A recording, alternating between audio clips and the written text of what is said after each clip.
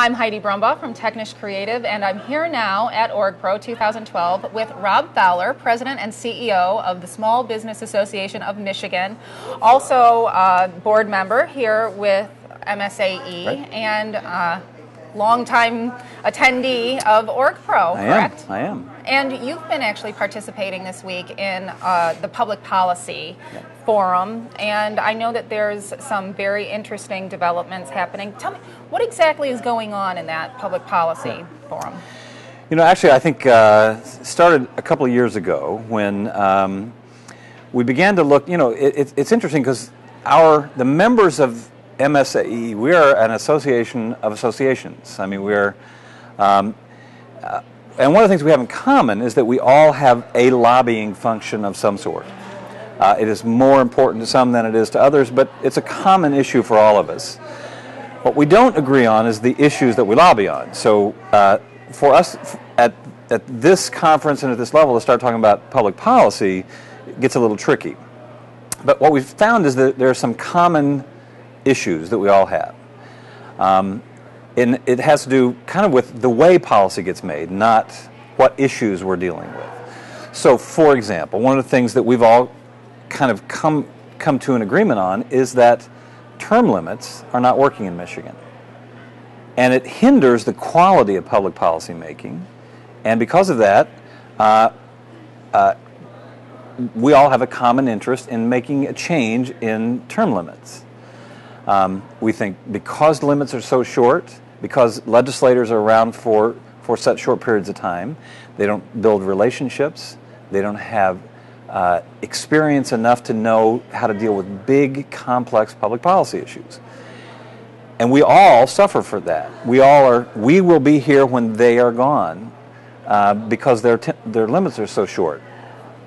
So we created a white paper that really tried to raise the issue of what is the problem with term limits, what are the practical issues it causes for those of us who care about public policy making, and so that's just an example. One of the things we try to do is to take on the issue of term limits, speak to it with some policy research, did a white paper, and have tried to raise this issue as something that needs to be addressed. Now, I've heard a little bit about that white paper and what it addressed, and it's really about problem solving collaboratively. Yes. Yeah. Tell me a little bit about what's stated in that paper.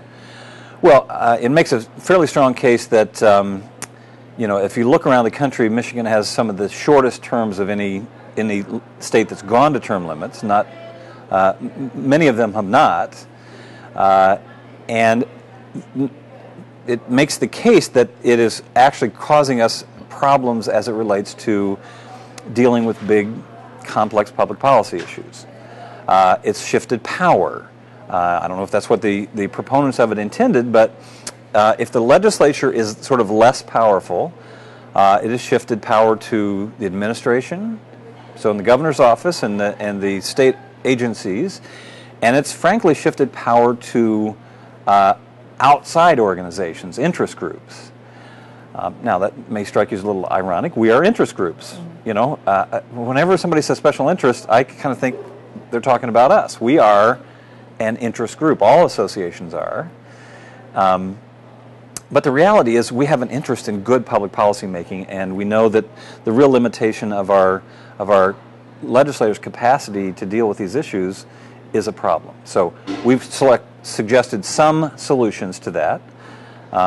We're not trying to advocate for just one sort of silver bullet, but we've agreed that they're, you know, either lengthening the limits, completely doing away with term limits would be an option, lengthening the terms would be an option, giving the ability for somebody to serve in the House and the Senate over a longer period of time, serve all their years in either the House or the Senate, as opposed to limit each separately.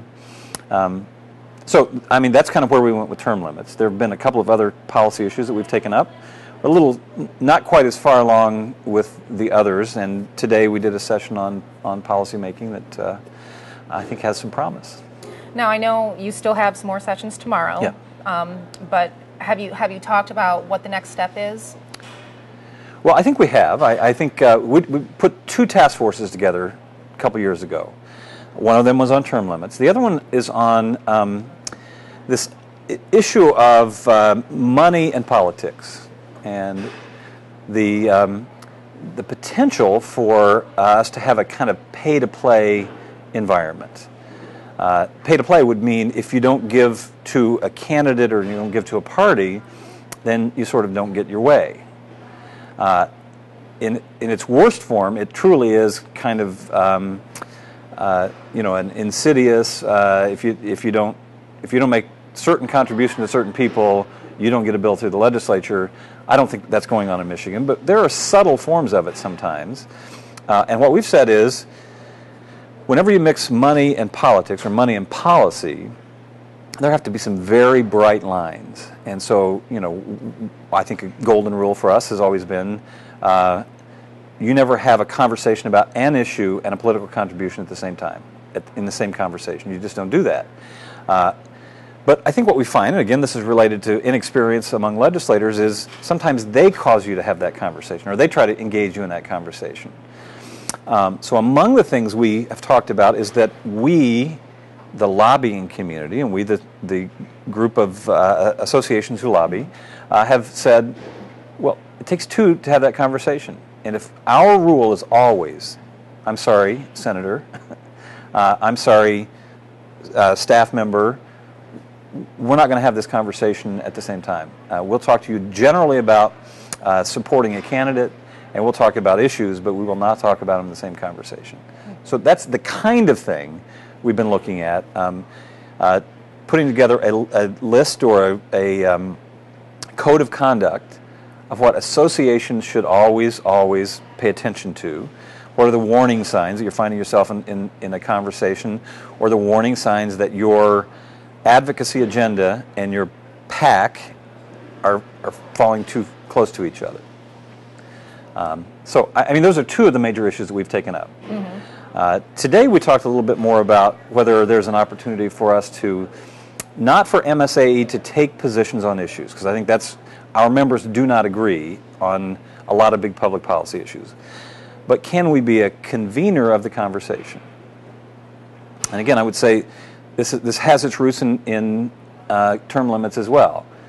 The old way was you would take your agenda, your policy agenda, and you would go to the legislature, and other organizations would take their policy agenda and you go to the legislature, and they would add experience and public policy research and wisdom, and a policy solution would come out of that. Mm-hmm. Because they don't have that capacity today, we believe that you're still going to fight it out. Maybe we just host the fight. And if two interest groups that normally don't get along on an issue were to come to an agreement and then take it to the legislature and say, we both agree on this, legislators, I think, would appreciate it. Right. And we'd be better off for it, we believe.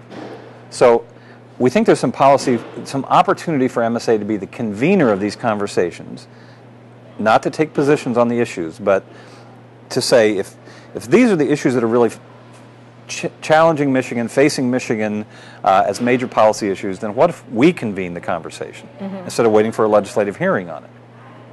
So we think there's some real opportunity in that area as well, and we'll see how it goes. That's really exciting. Yeah. I'm glad that that's all part of OrgPro, and it's exciting to be around it. So thank you so much for sharing that information with us, Our pleasure. Rob. Thanks.